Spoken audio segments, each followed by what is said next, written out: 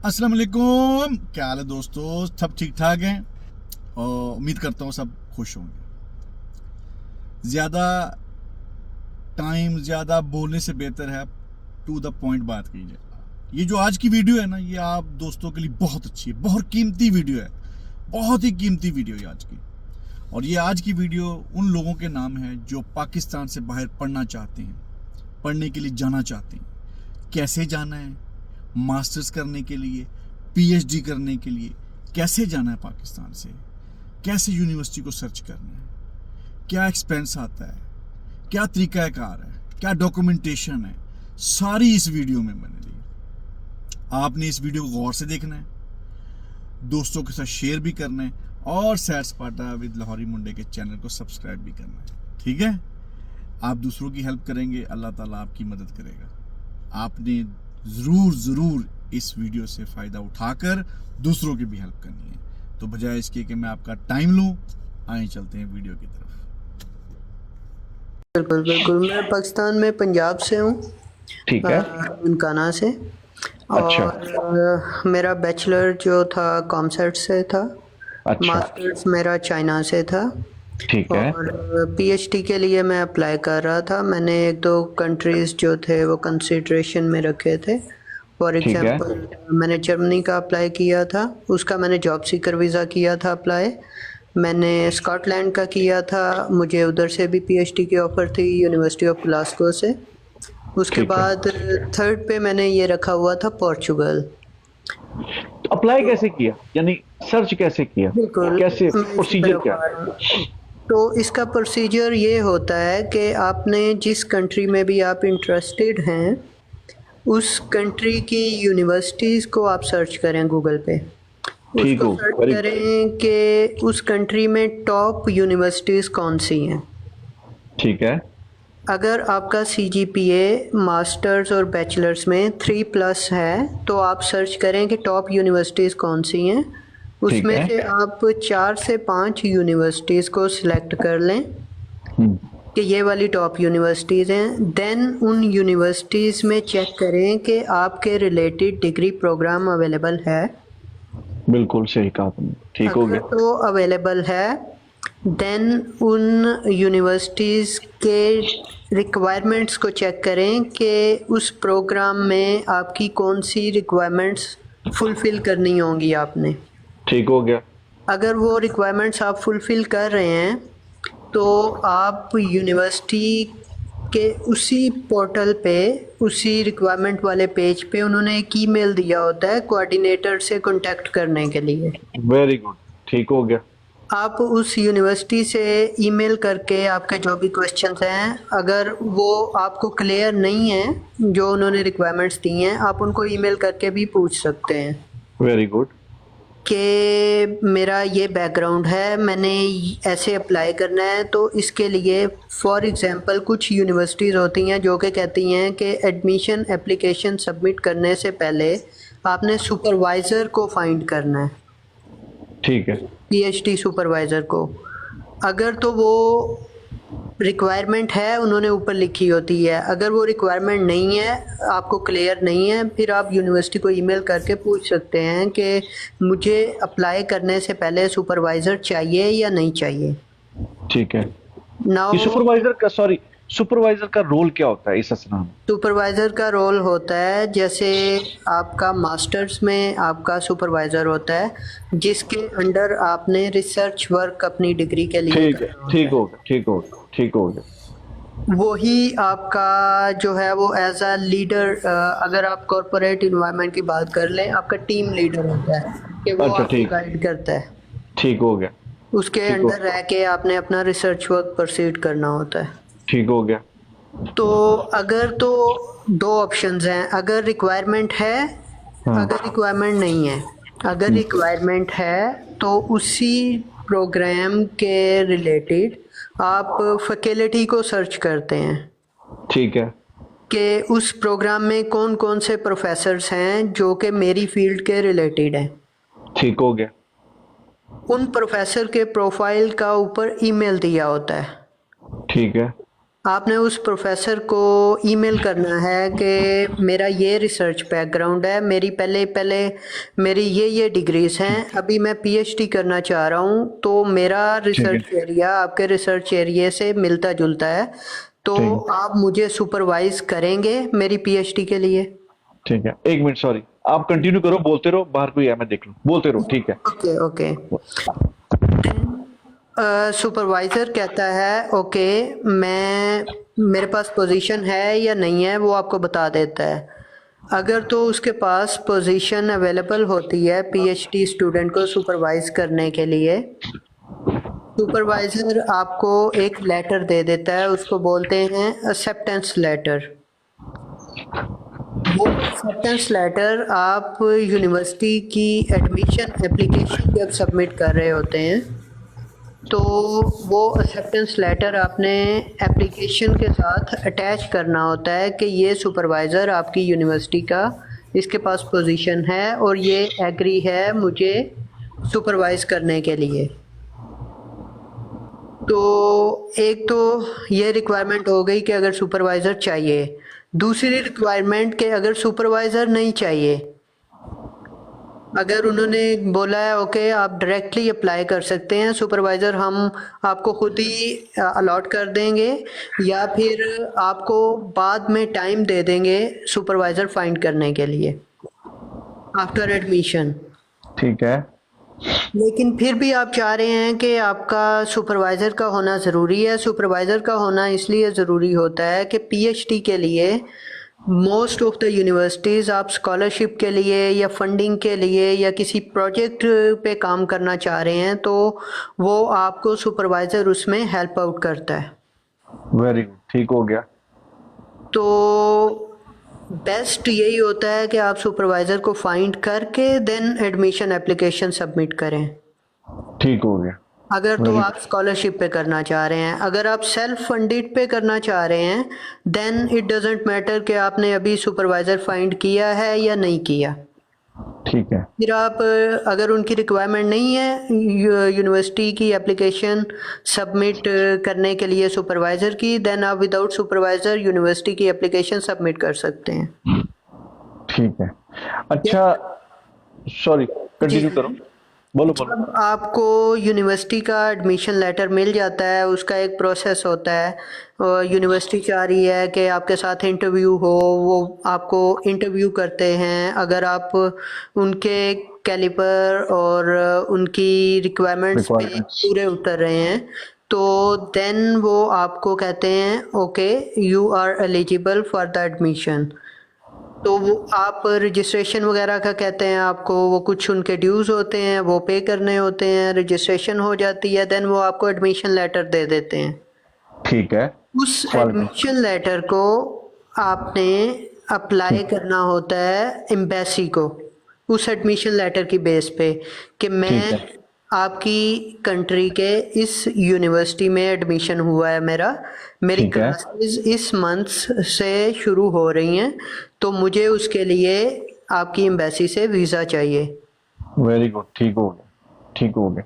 Then आप उस embassy से जब वो आपको अपॉइंटमेंट दे देती है, ओके आप इस डेट को अपने डॉक्यूमेंट सबमिट करवा दें वीज़ा के लिए। वेरी गुड हो गया, वेरी गुड हो गया। आप डॉक्यूमेंट सबमिट करवा देते हैं, देन एम्बेसी की वो डॉक्यूमेंट सबमिट करने के भी कुछ रिक्वायरमेंट्स होती हैं। ठीक है। फॉर एग्जांपल बैंक स्टेटमेंट होती है, आपके इनिशियल एक्सपेंसेस होते हैं। ओके, अगर आपकी स्कॉलरशिप है तो आप वो लेटर साथ अटैच करते हैं जब एम्बेसी को वीज़ा के लिए अप्लाई करते हैं। अगर स्कॉलरशिप नहीं है तो आप उनको प्रूफ देते हैं, ये मेरा प्रूफ ऑफ फंड्स हैं जो कि मैं अपनी पीएचडी के लिए उस कंट्री में कंटिन्यू रखूँगा इस फंड्स की बेस पे, without doing any kind of jobs. ठीक है, ठीक है। ये एम्बेसी की रिक्वायरमेंट होती है प्रूफ ऑफ फंड्स के लिए। ठीक है। देन एम्बेसी आपको आपका इंटरव्यू करना हो वो करती है। ये डिपेंड करता है एम्बेसी पे कि अगर वो आपका इंटरव्यू करना चाह रही है तो वो इंटरव्यू आपको इंटरव्यू के लिए बुलाएगी एम्बेसी में। अगर वो नहीं करना चाह रही तो आपका पासपोर्ट वीज़ा लग के रिटर्न हो जाता है। रिजेक्शन ठीक या एक्सेप्टेंस के साथ। ठीक हो गया ठीक हो गया। ये सिंपल सा प्रोसेस है। अच्छा, एक चीज बतानी तुमने मेरे दर्शकों को, दोस्तों को, सिंपल वर्ड्स में। जी जी। यूनिवर्सिटी की फीस थी $100, ठीक है। ओके मुझे क्या करना है स्टेटमेंट के लिए कि मैंने $100 फीस सबमिट भी कर दी है। ओके अब मैंने रिमेनिंग 1 ईयर का बैलेंस कितना शो करना है एम्बेसी को, कि उनको पता लगे कि भाई इसके अकाउंट में इतने पैसे अभी हैं, तो ये जा सकता है, एलिजिबल है। ठीक है ना? बिल्कुल। तो ये डिपेंड करता है जो आपका डिग्री प्रोग्राम है उसकी फीस कितनी है। वही मैंने कह दिया, $100 है, लेट्स सपोज $100 है। फॉर एग्जांपल $100 उसकी आपकी एनुअल फीस है। ठीक है। एनुअल फीस आपने शो करवानी होती है, और उस कंट्री में मंथली एक्सपेंसेस कितने हैं। वेरी गुड, ठीक हो गया। फॉर एग्जांपल फीस के साथ आपने मंथली एक्सपेंसेस भी शो करवाने हैं। फॉर एग्जांपल अगर मैं पोर्चुगल की बात करता हूँ, यहाँ पे आपके monthly expenses for 1 person 600 Euros के करीब हैं। अच्छा, एक महीने का खर्चा currently is running going on in Portugal 600 euro. आपका सब खाना पीना रिहाइश डाल के 600 यूरो बनता है। बिल्कुल, एक पर्सन के लिए। ठीक है। और ये 600 को आपने मल्टीप्लाई कर लेना है 12 के साथ। वेरी एक गुड, साल में 12 महीने होते हैं। ठीक हो गया। 12 जो एक्सपेंसेस होते हैं मंथली एक्सपेंसेस, वो एक साल के शो करवाने होते हैं। यानी 7,200 यूरोस। अच्छा, ज्यादा हो जाए तो वो आपके लिए अच्छा है। बिल्कुल, ये आपने लिविंग एक्सपेंस शो करवाने हैं। शो करने होते हैं। ठीक हो जो गया, ठीक हो फीस गया। के हाँ, जो फीस हाँ, है, फॉर एग्जांपल इधर जिस यूनिवर्सिटी में मैं हूँ, इसकी फीस है पीएचडी स्टूडेंट्स के लिए ऑलमोस्ट 2,800 यूरोस रजिस्ट्रेशन फीस डाल के पर ईयर। सालाना। ठीक है, तो वेरी वो फीस जो है आपने वो फुल फीस शो करवानी होती है। फॉर एग्जांपल आपकी डिग्री कंप्लीट होगी 4 साल में, हाँ हाँ आपने वो 4 को मल्टीप्लाई करना है 3000। हाँ, वेरी गुड, बहुत अच्छा। बिल्कुल सीधा सीधा हिसाब है। जितने बिल्कुल। साल पैसों से ज़रब दे दो, उतने बैंक में पैसे होने चाहिए। बिल्कुल। अगर ठीक तो है। आप विदाउट स्कॉलरशिप हैं, ये सेल्फ फंडेड वालों के लिए है। ठीक है, ठीक हो अगर गया। आप स्कॉलरशिप के साथ हैं, फिर आपने कुछ भी शो नहीं करवाना है। आपने वो स्कॉलरशिप वाला लेटर ही शो करवाना शो है कर- कि ये मेरे फंड, ये चीज़ मुझे जो है वो फंड करेगी मेरी स्टडी के दौरान। ठीक हो गया।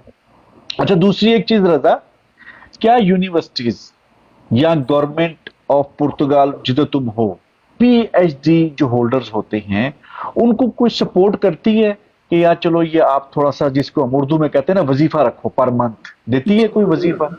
बिल्कुल देती है, लेकिन पोर्चुगल में एक रूल है, आपने अपनी डिग्रीज को रिकॉग्नाइज करवाना है according to Portuguese education scale system. ठीक है। हमारे सीजीपीए जो होता है वो 1 to 4 होता है या 1 to 5 होता है किसी यूनिवर्सिटीज में। ठीक है। पोर्चुगल में जो होता है इनका एजुकेशन स्केल सिस्टम, वो होता है 1 to 20। अच्छा, तो उस अपने अपने डिग्रीज के मार्क्स को आपने कन्वर्ट करना है पोर्चुगीज एजुकेशन स्केल सिस्टम के अकॉर्डिंग। ठीक हो गया, ठीक हो गया, ठीक सिस्टम हो के गया, अकॉर्डिंग ठीक हो गया, ठीक हो गया। देन आप स्कॉलरशिप के लिए अप्लाई करने के लिए एलिजिबल होते हैं। एलिजिबल होते हैं। ठीक हो गया। बहुत अच्छी इंफॉर्मेशन दी है। देखो माशाल्लाह, बड़ी मेहरबानी रजा तुम्हारी, बहुत शुक्रिया, तुम्हारा काफी टाइम ले लिया। देखो दोस्तों, कितनी अच्छी बातें बताई हैं रजा ने, कि अब तो मेरा ख्याल है वो लोग जिन्होंने मास्टर्स किया हुआ है, यानी फिर भी ये मैट्रिक फलाना फलाना, ठीक है, मैट्रिक से लेके आपने ऑनवर्ड आपकी जितनी भी डिग्रीज हैं, मैट्रिक, इंटरमीडिएट, बैचलर्स और मास्टर्स की। ठीक हो गया। अगर तो आप और ये पीएचडी के लिए कर रहे हैं, ये एचईसी से रिकॉग्नाइज हों, ठीक है, देन फॉरेन अफेयर से अटेस्टेड हों, ठीक है, देन कुछ कंट्रीज की रिक्वायरमेंट होती है कि हमारी एम्बेसी से भी अटेस्ट करवाएं। वेरी गुड, बिल्कुल मैं यही पूछना था। ठीक हो गया, ठीक हो गया। अच्छा, ये हर कंट्री की रिक्वायरमेंट नहीं है, हर कंट्री लेकिन की ये आपको ऑन द रिक्वायरमेंट स्पॉट पता लगता है कि आप जिस कंट्री में भी मूव कर रहे हो पढ़ने के लिए, उस कंट्री की अगर रिक्वायरमेंट होगी तो वो आपको टेस्ट करवानी पड़ेगी वहीं से। ठीक हो गया।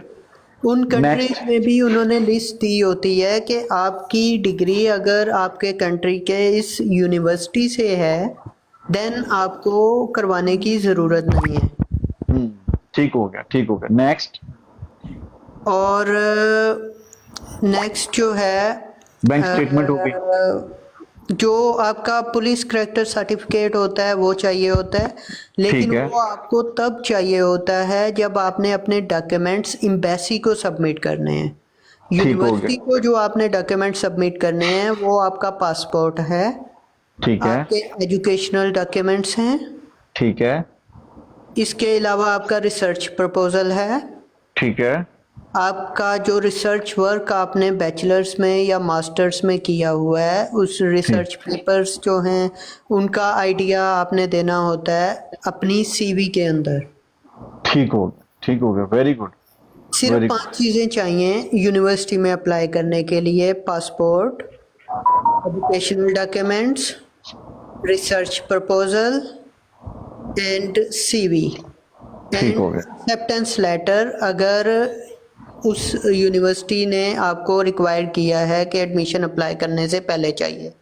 ठीक है, ठीक है, ठीक ये हो गया। 5 डॉक्यूमेंट्स चाहिए यूनिवर्सिटी के लिए। देन एम्बेसी की रिक्वायरमेंट आती है, उसमें आपका पुलिस करेक्टर सर्टिफिकेट होता है, प्रूफ ऑफ फंड्स होते हैं, आपका ट्रैवल इंश्योरेंस होता है। आप इस तरह के वो डिफरेंट कंट्रीज में डिफरेंट एम्बेसी की डिफरेंट रिक्वायरमेंट्स होती हैं। वो चेकलिस्ट देते हैं आपको, कोई चेकलिस्ट देते हैं कि जहां से इजीली मैं, उन्होंने चेकलिस्ट दी होती है अपनी बट ठीक वेबसाइट के ऊपर। बट ठीक हो गया। लेकिन बेसिकली तुमने काफी कुछ वैसे बता भी दिया है, और चेकलिस्ट का दोस्तों को पता लग जाना चाहिए। चेकलिस्ट एक वो डॉक्यूमेंट होता है, प्रिंटेड होता है, जिसमें उन्होंने